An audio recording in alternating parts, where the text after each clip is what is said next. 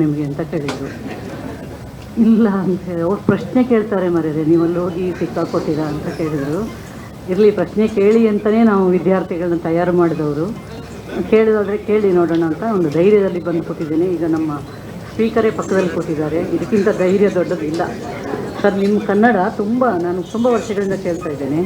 ನೋಡಿ ಹೇಗೆ ಸುಂದರವಾದ ಕನ್ನಡವನ್ನು ಅವರು ಮಾತಾಡೋದಕ್ಕೆ ಶುರು ಮಾಡಿದ್ದಾರೆ. ಕರಾವಳಿ ಕನ್ನಡವನ್ನು ಬೇರೆ ಊರಿನವರು, ಇಲ್ಲಿಯವರಲ್ಲ, ಕರಾವಳಿ ಕನ್ನಡ, ಮಂಗಳೂರು ಕನ್ನಡ ಅಂತ ಏನೇನೋ ಒಂದು ಅವರು ತಮಾಷೆ ಮಾಡೋದು. ಆದರೆ ಶುದ್ಧವಾದ ಗ್ರಂಥಸ್ಥವಾದ ಕನ್ನಡವನ್ನೇ ನಾನು ಬೆಂಗಳೂರಿಗೆ ಹೋದಾಗ ಪತ್ರಿಕಾ ವಲಯದಲ್ಲಿ ನನಗೆ ತುಂಬ ಸ್ನೇಹಿತರಿದ್ದಾರೆ. ಅಲ್ಲಿಗೆ ಹೋಗ್ತೇನೆ ನಾನು. ಆಗ ಅಲ್ಲಿರೋರು ಹೆಚ್ಚಿನವರು ಊಕ, ದಕ, ಕಾಕ, ಉತ್ತರ ಕನ್ನಡ, ದಕ್ಷಿಣ ಕನ್ನಡ, ಕಾಸರಗೋಡು ಕನ್ನಡ, ಈ ಜಿಲ್ಲೆಯವರೇ ಹೆಚ್ಚು ಪತ್ರಕರ್ತರಲ್ಲಿ ತುಂಬಿಕೊಂಡಿದ್ದಾರೆ.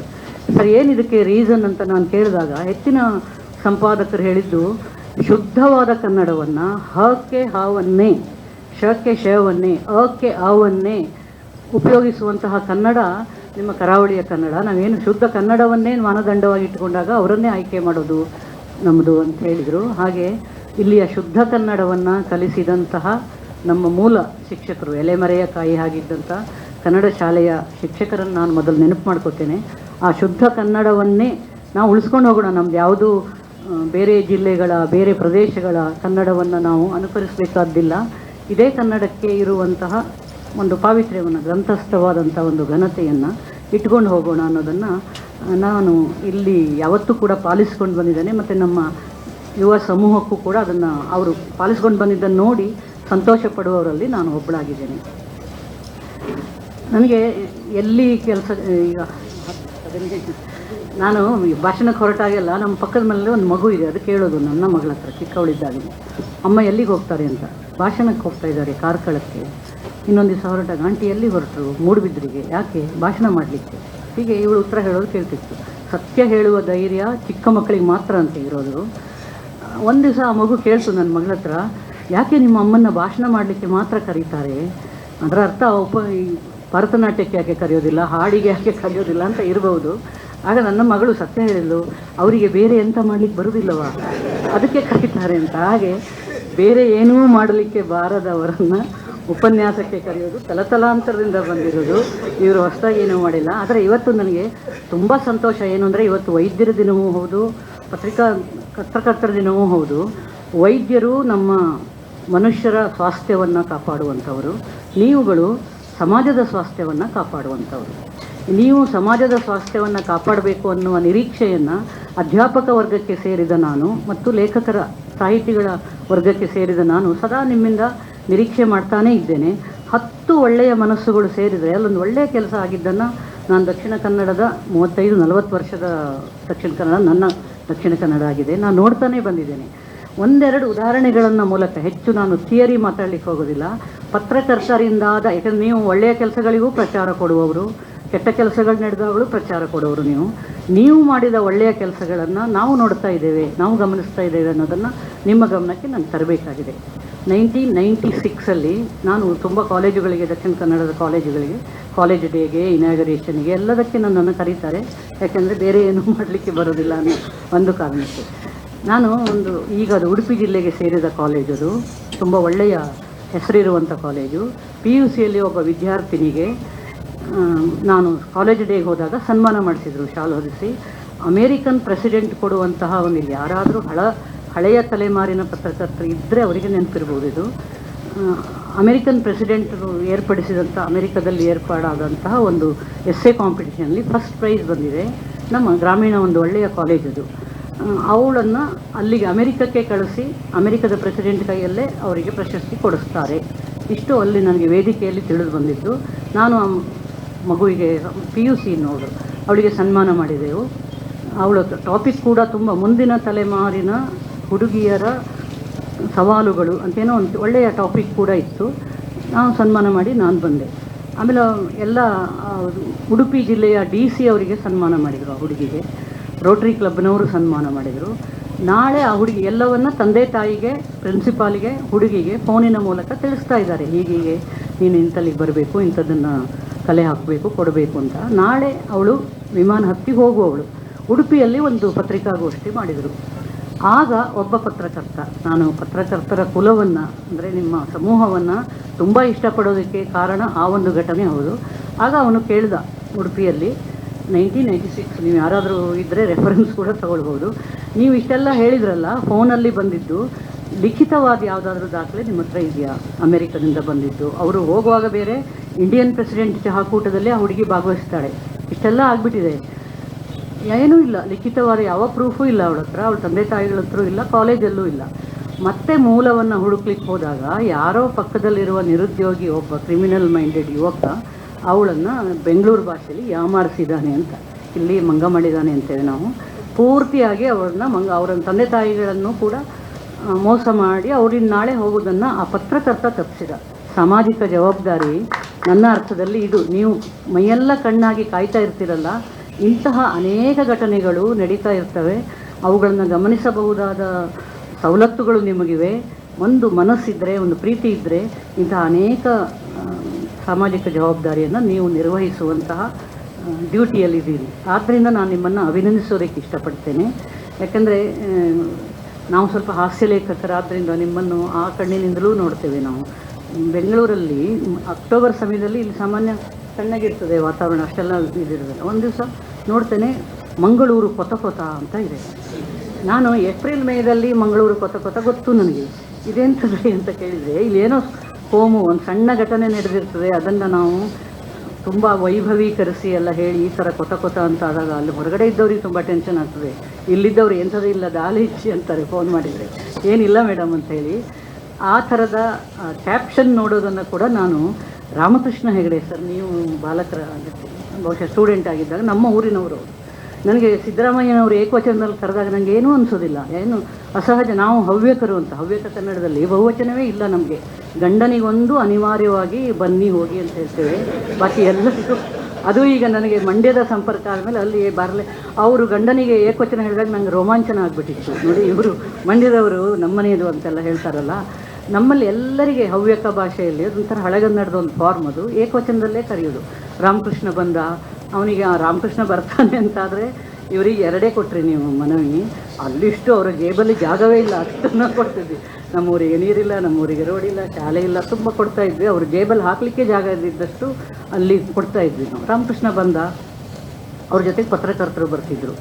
ಆಗಿನ ಒಂದಿಷ್ಟು ಕ್ಯಾಪ್ಷನ್ ಎಲ್ಲ ನಾನು ನೋಡುವಾಗ ರಾಜೀವ್ ಗಾಂಧಿ, ನಾನು ಹೆಸರುಗಳನ್ನು ಹೇಳೋದಕ್ಕೆ ನನಗೇನು ಇದಿಲ್ಲ, ಅಭ್ಯಂತರ ಏನಿಲ್ವಲ್ಲ, ನೀವು ಹೆಸರುಗಳನ್ನು ಬರಿಬೇಕಾಗ್ತದಲ್ಲ. ರಾಜೀವ್ ಗಾಂಧಿ ಪ್ರಧಾನಿ ಆದಾಗ ಇವರೆಲ್ಲ ಆಗ ಒಟ್ಟಿಗೆ ಅನ್ಡಿವೈಡೆಡ್ ಕಾಂಗ್ರೆಸ್ ಇತ್ತದು. ಬೆಂಗಳೂರಲ್ಲಿ ರಾಮಕೃಷ್ಣ ಹೆಗಡೆ ಇದ್ದರು, ಅಲ್ಲಿ ಕೇಂದ್ರದಲ್ಲಿ ರಾಜೀವ್ ಗಾಂಧಿ ಇದ್ದರು. ಇವರ ಕಾರ್ಯದಕ್ಷತೆಯನ್ನು ನೋಡಿ ಅಲ್ಲಿ ಕರ್ಕೊಂಡು ಹೋಗಬೇಕು ಅಂತ ಅವ್ರಿಗೆ ಇತ್ತಂತೆ. ಅವರು ಒಬ್ಬ ಪತ್ರಕರ್ತರನ್ನು ಅವ್ರ ಮನೆಗೆ ಕಳಿಸ್ತಾರೆ. ಆಮೇಲೆ ನೀವು ನಮ್ಮ ಜೊತೆಗೆ ಬನ್ನಿ ಡೆಲ್ಲಿಗೆ ಅಂತ ಹೇಳಿದಾಗ, ರಾಮಕೃಷ್ಣ ನಮ್ಮ ಮೂರನವನಾದ್ರಿಂದ ಇದೆಲ್ಲ ನಾನು ಇನ್ಫಾರ್ಮೇಷನ್ ಥರ ಹೇಳ್ತಾ ಇರೋದು, ಇಲ್ಲ ನಾನು ಇಲ್ಲೇ ಇರ್ತೇನೆ ಅಂಥೇಳಿ ಅವರು ಕಳಿಸ್ತಾರೆ ಪತ್ರಕರ್ತರನ್ನು. ಆಮೇಲೆ ನೆಕ್ಸ್ಟ್ ಡೇ ಅದು ಡೆಕ್ಕನ್ ಆನ್ಲುಕ್ ಅಂತ ಒಂದು ಪತ್ರಿಕೆ ಇತ್ತು, ಅದರಲ್ಲಿ ಇವರಿಗೆ ರಾಜೀವ್ ಗಾಂಧಿಗೆ ಮಿಸ್ಟರ್ ಕ್ಲೀನ್ ಅಂತ ಒಂದು ಬಿರುದಿತ್ತು. Mister clean versus mister right ಅಂತ ಕೊಟ್ಟಿದ್ರು ಅದನ್ನ. ಇಷ್ಟು ಎರಡು ವ್ಯಕ್ತಿತ್ವಗಳ ಇಡೀ ಇದನ್ನು ಅದು ಅನಾವರಣ ಮಾಡಿತ್ತು. Mister clean versus mister right. Mister clean Rajiv Gandhi ಆಗಿದ್ದರು, ಮಿಸ್ಟರ್ ರೈಟ್ ಅಂತ ಇವರಿಗೆ ಹೇಳ್ತಾ ಇದ್ದರು ರಾಮಕೃಷ್ಣ ಹೆಗಡೆ ಅವರಿಗೆ. ಟೈಮ್ಸ್ ಆಫ್ ಡೆಕ್ಕನ್ನಲ್ಲಿ ಅದು ಬಂದಂಥದ್ದು. ಆಮೇಲೆ ಈ ಥರ ತುಂಬ ಏನಾದರೂ ವಿಶೇಷ ಘಟಿಸಿದಾಗ ಪೇಪರ್ ಓದೋದು ಸಹಜ. ಇವತ್ತಿಗೂ ಈ ಕ್ಯಾಪ್ಷನನ್ನು ನೋಡಿ ಪೇಪರ್ ಓದುವಂತಹ ನನ್ನಂಥವರು ಬಹುಶಃ ನಮ್ಗೆ ತುಂಬ ಆಕರ್ಷಕವಾದ್ದು ಮತ್ತು ತಕ್ಷಣಕ್ಕೆ ಇನ್ಸ್ಟೆಂಟಾಗಿ ನಮ್ಮನ್ನು ಸೆಳೆಯುವಂಥದ್ದು.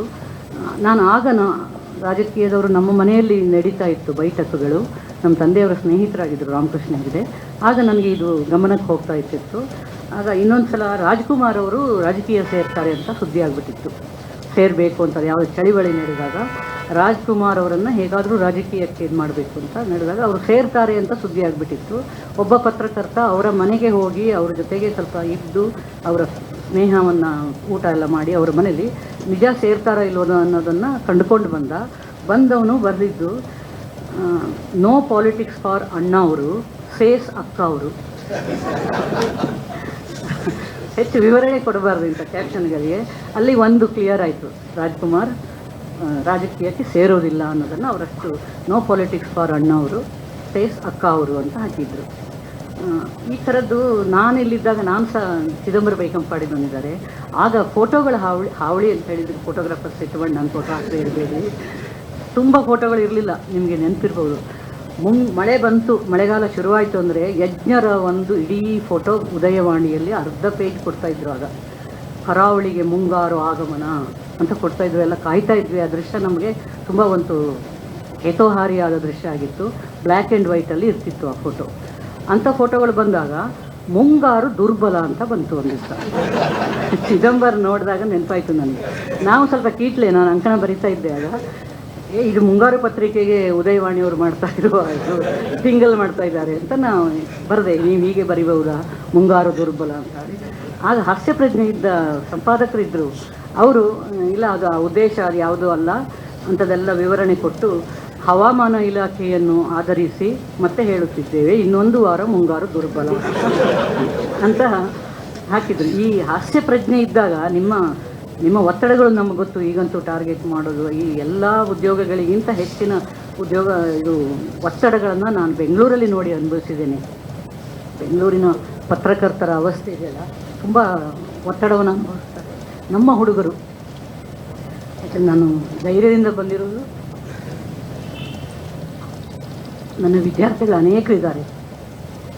ಎಲ್ಲ ಪತ್ರಕರ್ತರಲ್ಲಿಯೇ ನನ್ನ ವಿದ್ಯಾರ್ಥಿಗಳಿರೋದ್ರಿಂದ ಪ್ರಶ್ನೆಗೆ ಎದುರೋದಿಲ್ಲ ಅಂತ ನಾನು ಬಂದವಳು. ಈ ಮಾರ್ಚ್ ತಿಂಗಳಲ್ಲಿ ನಮ್ಮ ದಕ್ಷಿಣ ಕನ್ನಡ ಜಿಲ್ಲಾ ಸಾಹಿತ್ಯ ಸಮ್ಮೇಳನ ಆಯಿತು. 26ನೇ ಸಾಹಿತ್ಯ ಸಮ್ಮೇಳನ ಆಯಿತು. ಮೀನಾಕ್ಷಿ ಅವರು ಬಂದಿದ್ದಾರೆ. ಅದಕ್ಕೆ ಸರ್ವಾಧ್ಯಕ್ಷತೆ ನನ್ನದಿತ್ತು. ನಾವು ಒಂದು ಗೋಷ್ಠಿಯನ್ನು, ಪತ್ರಿಕಾಗೋಷ್ಠಿಯನ್ನು ಮಾಡಿದ್ವಿ. ಒಂದು ವೈದ್ಯಕೀಯ ಗೋಷ್ಠಿ, ತುಂಬ ಗೋಷ್ಠಿಗಳಿದ್ವು, ಮಹಿಳಾ ಗೋಷ್ಠಿಯೆಲ್ಲ. ಅದರಲ್ಲಿ ಅದ್ಭುತವಾದ ಯಶಸ್ಸು ಕಂಡಿದ್ದು ನಮ್ಮ ಪತ್ರಿಕಾಗೋಷ್ಠಿ. ಪತ್ರಕರ್ತರು ನಮ್ಮ ಒಂದು 10 ಜನ ಇದ್ದರೇನು, ಎಷ್ಟು ಸಂಯಮದಿಂದ. ಯಾಕಂದರೆ ಪತ್ರಕರ್ತರಿಗೆ ಇರಬೇಕಾದ ಮೂಲಭೂತ ಗುಣ ಸಂಯಮ. ನೀವು ಸೆಲ್ಫ್ ಕಂಟ್ರೋಲ್ ಅಂತಾರಲ್ಲ, ನೀವು ಒಂದು ವರದಿಯನ್ನು, ಒಂದು ಅಕ್ಷರವನ್ನು ಜಾಸ್ತಿ ಬರೆದಾಗಲೂ ಅದೇ ನಾನು ಹೇಳ್ದಲ್ಲ ಕೊತ ಆ ಥರದ್ದಾಗುವಂಥ ಇದಿರ್ತದೆ. ಎಷ್ಟು ಸಂಯಮ ವಹಿಸಿ ನೀವು ವರದಿ ಮಾಡ್ತೀರೋ ಅಷ್ಟು ನಿಮ್ಮ ವರದಿಗಳಿಗೆ ಘನತೆ ಬರುವಂಥದ್ದು. ನಮ್ಮ ಗೋಷ್ಠಿ ಎಲ್ಲ ನಮ್ಮ ಬೇರೆ ಜಿಲ್ಲೆಯ ಸ್ನೇಹಿತರು ಬಂದಿದ್ದರು, ಬೆಂಗಳೂರಿನವರು ಬಂದಿದ್ದರು. ಅದ್ಭುತವಾದ ಯಶಸ್ಸನ್ನು ಕಂಡ ಗೋಷ್ಠಿ. ನಾನು ಈ ಸಭೆಯಲ್ಲಿ ಹೇಳೋದಕ್ಕೆ ತುಂಬ ನನಗೆ ಸಂತೋಷ ಆಗ್ತದೆ. ನಮ್ಮ ಇಡೀ ಸಮ್ಮೇಳನದ ಒಂದು ಈ ಪತ್ರಿಕಾಗೋಷ್ಠಿ ಇದೆಯಲ್ಲ, ತುಂಬ ಒಳ್ಳೆಯ ಹೆಸರನ್ನು ಪಡ್ಕೊಂಡಿತ್ತು. ಅವತ್ತೇ ನಾನು ಅಂದ್ಕೊಂಡೆ ನಮ್ಮ ದಕ್ಷಿಣ ಕನ್ನಡಕ್ಕೆ ಭವಿಷ್ಯ ಇದೆ. ಯಾಕಂದರೆ ನಿರಾಸೆಯನ್ನು ಹಬ್ಬಿಸೋರು ತುಂಬ ಜನ ಇರ್ತಾರೆ. ಅಯ್ಯೋ ಹೋಯ್ತು ರೀ, ಆ ಕಾಲದಲ್ಲಿ ಆಗೋಯ್ತು ಅಂತ ಅಲ್ಲ, ತುಂಬ ಒಳ್ಳೆಯ ಭವಿಷ್ಯ ಇದೆ. ನಮ್ಮ ಯಂಗ್ ಮೈಂಡ್ಗಳು ಅದರಲ್ಲಿ ತೊಡಗಿಕೊಂಡಿದ್ದಾರೆ ಅನ್ನೋದನ್ನು ನಾನು ಎಲ್ಲಿ ಕೂಡ ಹೇಳೋದಕ್ಕೆ ಇಷ್ಟಪಡ್ತೇನೆ. ಅವತ್ತು ಆ ಟೌನ್ ಹಾಲಲ್ಲಿ ಕೂಡ ನಾವು ಅದನ್ನು ಚರ್ಚೆ ಮಾಡಿದ್ವಿ. ನೀವು ಮಾಡಿದ ಒಳ್ಳೆಯ ಕೆಲಸಗಳನ್ನು, ಅನೇಕ ಕೆಲಸಗಳನ್ನು ನಾನು ಕೇಳ್ಕೊಂಡಿದ್ದೇನೆ. ನೀವು ಯಾವುದೋ ಒಂದು ಒಳ್ಳೆಯ ಕೆಲಸ ಮಾಡಿದಾಗ ಸುಳ್ಯದ ಯಾವುದೋ ಸ್ಕೂಲಿಗೆ ಹೋಗಿ ನೀವು ಶುರು ಮಾಡಿದ್ದನ್ನು ಫಾಲೋ ಅಪ್ ಮಾಡ್ತಾ ಬಂದಿದ್ದಾರೆ. ಆ ಮಕ್ಕಳಿಗೆ ಎಲ್ಲ ಫೆಸಿಲಿಟೀಸನ್ನು ಕೊಟ್ಟು ಅಲ್ಲಿ ಬೆಳೆಯೋದಕ್ಕೆ ಶುರು ಮಾಡಿದಾರಲ್ಲ, ಅವ್ರಿಗೆ ಬೇಕಾದ ತರಕಾರಿ ಬೆಳ್ಕೊಳ್ಳೋದು, ಅವರ ಸಾವಯವ ತರಕಾರಿಯನ್ನೇ ಶಾಲೆ ಮಕ್ಕಳು ಊಟ ಮಾಡೋದು, ಮತ್ತು ಮಾರಾಟ ಮಾಡಿ ಆ ಹಣವನ್ನು ಶಾಲೆಯ ಅಭಿವೃದ್ಧಿಗೆ ಬಳಸ್ಕೊಳ್ಳೋದು, ಇವೆಲ್ಲ ಪತ್ರಕರ್ತರಿಂದ ನಾವೇನು ನಿರೀಕ್ಷೆ ಮಾಡಿದಂಥದ್ದಲ್ಲ. ಬಟ್ ಒಂದು ಒಳ್ಳೆಯ ಸಂಪ್ರದಾಯವನ್ನು ಹುಟ್ಟು ಹಾಕಿದಂತಹ ಶ್ರೇಯಸ್ಸು ಇಲ್ಲಿಯ ಪತ್ರಕರ್ತರಿಗೆ ಸಲ್ತದೆ. ನಾನು ವಿಶೇಷವಾಗಿ ಶಿಕ್ಷಣ ಇಲಾಖೆಯ ಪರವಾಗಿ ಮತ್ತೊಬ್ಬ ಲೇಖಕಿಯಾಗಿ ನಿಮ್ಮನ್ನು ಅಭಿನಂದಿಸೋದಕ್ಕೆ ಇಷ್ಟಪಡ್ತೇನೆ. ಈ ಥರದ ಒಳ್ಳೆಯ ಮನಸ್ಸುಗಳು ಒಳ್ಳೆಯ ಕಡೆ ಪ್ರವೃತ್ತವಾದಾಗ ನೀವು ಖಂಡಿತ ಸಮಾಜಕ್ಕೆ ಜವಾಬ್ದಾರಿ ಅಂತ ನಾವೇನು ಹೆಡ್ಡಿಂಗ್ ಬರ್ಕೋತೀವಲ್ಲ, ಆ ಸಾಮಾಜಿಕ ಜವಾಬ್ದಾರಿನ ನೀವು ತುಂಬ ಸೊಗಸಾಗಿ ನಿರ್ವಹಿಸ್ತಾ ಇದ್ದೀರಿ ಅನ್ನುವಂಥದ್ದು. ಅವರ ಬೇಡಿಕೆಗಳು ನೆರವೇರಿಸಿದ್ದಾರೆ. ಯಾಕಂದರೆ ಪತ್ರಕರ್ತರ ಸಂಕಷ್ಟ, ಕಾರ್ಮಿಕರ ದಿನವೇ ರಜೆ ಇಲ್ಲ ಪಾಪ ಅವರಿಗೆ. ಕಾರ್ಮಿಕರಿಗಿಂತಲೂ ಅವರು ಕೆಲಸ ಮಾಡಬೇಕು. ಆಮೇಲೆ ಅನೇಕ ಸೌಲಭ್ಯ ವಂಚಿತರಾಗಿದ್ದು ಗೊತ್ತು. ಪೆನ್ಷನ್ ಇಲ್ಲ, ಆ ಥರದ್ದು ಮೆಡಿಕಲ್ ಫೆಸಿಲಿಟೀಸು, ಅವುಗಳು ನೀವೇ ಮಾಡ್ಕೊಳ್ತಾ ಇರೋದು ಕೂಡ ಸಂತೋಷವಾದ ಸಂಗತಿ. ಯಾಕಂದರೆ ನಿಮ್ಮ ಕುಟುಂಬದ ಸದಸ್ಯರ ಜವಾಬ್ದಾರಿ ಕೂಡ ನಿಮ್ಮ ಮೇಲೆ ಇರೋದ್ರಿಂದ ಅದನ್ನೊಂಚೂರು ನಾನು ನೆನಪಿಸ್ತೇನೆ. ಆರೋಗ್ಯಕ್ಕೆ ಸಂಬಂಧಪಟ್ಟಂಥ ಎಲ್ಲ ವ್ಯವಸ್ಥೆಗಳನ್ನು ಈಗಿಂದ ನೀವು ಯಂಗಿದ್ದಾಗ, ನಾನು ಇನ್ನು ಹೊಸ ಸೇರಿಸ್ಕೊಂಡಿದ್ದು ಈ ಒಂದು ಕೋರಿಕೆಯನ್ನು, ನೀವು ಯಂಗಿದ್ದಾಗ think of your old days, retired days and be prepared for your unhealthy circumstances. ದೈಹಿಕವಾಗಿ ಅನ್ಹೆಲ್ದಿ ಆದಾಗ ಮಾನಸಿಕವಾಗಿ ನಾವು ಗಟ್ಟಿ ಇರಬೇಕು ಅಂದರೆ ನಾವು ಯಂಗಿದ್ದಾಗ ತಯಾರಿ ಮಾಡ್ಕೋಬೇಕು. ಪತ್ರಕರ್ತರಿಗೆ ಏನು ಬೇಕು ಅದನ್ನು ಸರ್ಕಾರದ ವತಿಯಿಂದ ನಾನು ಇದರಲ್ಲಿ ಹೇಳ್ತಾ ಇರೋವಂಥದ್ದು, ಇವರೆಲ್ಲರ ಏನು ಸಮಕ್ಷಮದಲ್ಲಿ ಅವ್ರ ಪರವಾಗಿ ಕೋರಿಕೆ. ಹೌದು, ನಾನು ಖಂಡಿತವಾಗಿ ಅದನ್ನು ನಮ್ಮ ಹುಡುಗರಿಗೆ, ಪತ್ರಕರ್ತರಿಗೆ ಒದಗಿಸಿಕೊಡ್ಬೇಕು ನಾವು ಆ ಭದ್ರತೆಯ ಫೀಲಿಂಗನ್ನು. ಆಮೇಲೆ ನೀವು ಹಾಸ್ಯ ಪ್ರಜ್ಞೆ ಇಟ್ಟುಕೊಳ್ಳಿ ಅಂತ ನನ್ನ ಒಬ್ಬ ಹಾಸ್ಯ ಲೇಖಕಿಯಾಗಿ ನಿಮ್ಮ ಹತ್ರ ಕೋರಿಕೆ.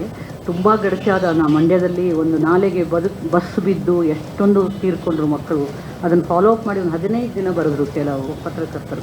ಆ ಫಾಲೋ ಅಪ್ ಮಾಡಿದಾಗ ಅದನ್ನೊಂದು ಜಾಗಕ್ಕೆ ತಂದು ನಿಲ್ಲಿಸಿ ಒಂದು ಯಾವುದೋ ಒಂದು ಇತ್ಯರ್ಥವಾದಂತಹ ಅಥವಾ ಒಂದು ಒಳ್ಳೆಯ ರೀತಿಯಲ್ಲಿ ಎಂಡ್ ಆಗುವಂತಹ ಸಂದರ್ಭಕ್ಕೆ ತಂದು ನಿಲ್ಲಿಸಬೇಕಾದ ಹೊಣೆಗಾರಿಕೆಯನ್ನು ನೀವು ವಹಿಸ್ಕೋಬೇಕು. ನೀವೇನೋ ಒಂದು ಮಹತ್ತರವಾದ ಏನೋ ಒಂದು ದುರ್ಘಟನೆ ನಡೆದಿರ್ತದೆ ಅಥವಾ ಏನೋ ಮೋಸ ನಡೆದಿರ್ತದೆ, ಅದನ್ನು ತಗೊಂಡೋಗಿ ನಿಲ್ಲಿಸುವಂಥದ್ದು.